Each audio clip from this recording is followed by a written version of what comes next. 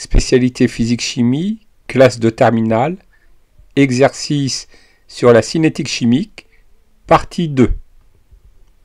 Exercice numéro 4. L'éthanal est une espèce détectée lors des feux de forêt. À 518 degrés Celsius, sa décomposition est modélisée par la réaction d'équation. 1 mol d'éthanal donne 1 mol de méthane et 1 mol de monoxyde de carbone. Le suivi temporel par mesure de pression dans une enceinte fermée de volume V conduit au tableau à l'écran. Estimez la vitesse volumique initiale de consommation de l'éthanal. Pour cela, nous allons tracer la courbe donnant l'évolution de la concentration d'éthanal au cours du temps. Puis, nous traçons la tangente à la courbe à t est égal à 0 secondes. Nous allons ensuite déterminer l'opposé de la pente de la tangente à la courbe en t est égal à 0 secondes. Pour cela, prenons 2 points sur la courbe. Pour une variation de temps de 97 secondes, la variation de la concentration est de moins 86 mmol par litre. La pente de la tangente est donc égale à moins 86 mmol par litre divisé par 97 secondes. La vitesse volumique de consommation de l'éthanal à l'instant t est égale à 0 secondes est égale à 86 mmol par litre divisé par 97 secondes, à savoir 0,89 mmol par litre par seconde. Déterminer si l'évolution de la concentration en éthanal suit une loi de vitesse d'ordre 1. Nous allons calculer le logarithme népérien du rapport de la concentration d'éthanal à l'instant t divisé par la concentration d'éthanal à l'instant 0 et tracer la courbe qui représente le logarithme népérien de ce rapport en fonction du temps. La courbe obtenue n'étant pas une droite, l'évolution de la concentration en éthanal ne suit pas une loi de vitesse d'ordre 1.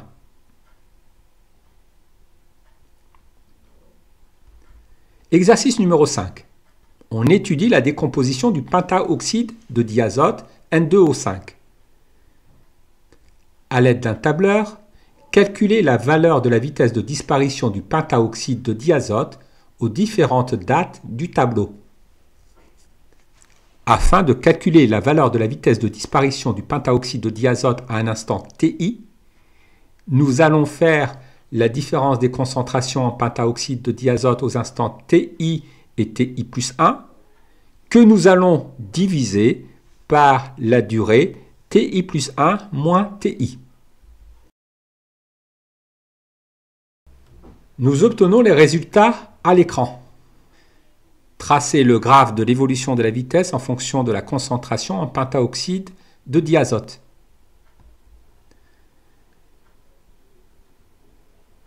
Les points étant alignés, nous obtenons une droite. Cette droite semble passer par l'origine.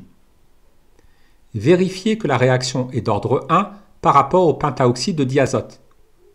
La courbe représentant la vitesse de disparition du pentaoxyde de diazote en fonction de la concentration en pentaoxyde de diazote est une droite passant par l'origine. Donc, la vitesse de disparition du pentaoxyde de diazote est proportionnelle à la concentration en pentaoxyde de diazote.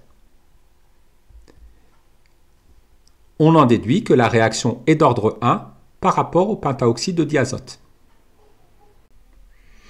Exercice numéro 6. À 25 degrés Celsius, on étudie la réaction de l'arsenic avec le peroxyde d'hydrogène en large excès.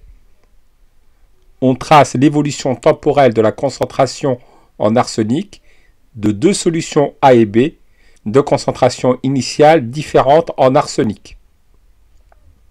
Déterminer les temps de demi-réaction.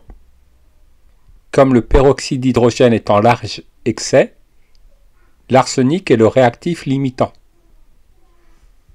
Or, le temps de demi-réaction est le temps au bout duquel la concentration en réactif limitant a atteint la moitié de sa valeur initiale.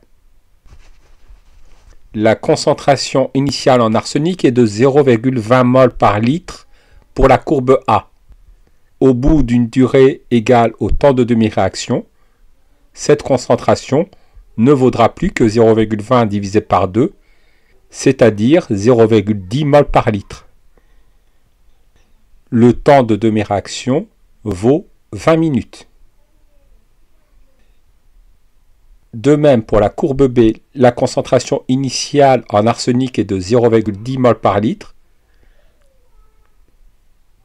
Au bout d'un temps égal au temps de demi-réaction, la concentration en arsenic ne vaudra plus que 0,05 mol par litre. Le temps de demi-réaction pour la courbe B est également de 20 minutes. Vérifiez que la réaction est d'ordre 1 par rapport à l'arsenic. Le temps de demi-réaction ne dépend pas de la concentration initiale en arsenic, donc la réaction est d'ordre 1 par rapport à l'arsenic. Exercice numéro 7. La décomposition de l'iodure d'hydrogène est modélisée par la réaction d'équation. 2 mols d'iodure d'hydrogène donnent 1 mol de dihydrogène et 1 mol de diode. Le suivi temporel de cette transformation donne à 580 Kelvin les résultats à l'écran. La concentration en quantité de matière d'une espèce chimique gazeuse est définie comme celle d'une espèce dissoute. La concentration en iodure d'hydrogène est égale à la quantité d'iodure d'hydrogène divisée par le volume V, où V est le volume du gaz. La concentration initiale en iodure d'hydrogène est notée HI entre crochets, indice 0. Calculez pour chaque date la valeur du logarithme népérien du rapport concentration d'iodure d'hydrogène à l'instant t divisé par la concentration de l'iodure d'hydrogène initiale. Les résultats sont indiqués dans le tableau.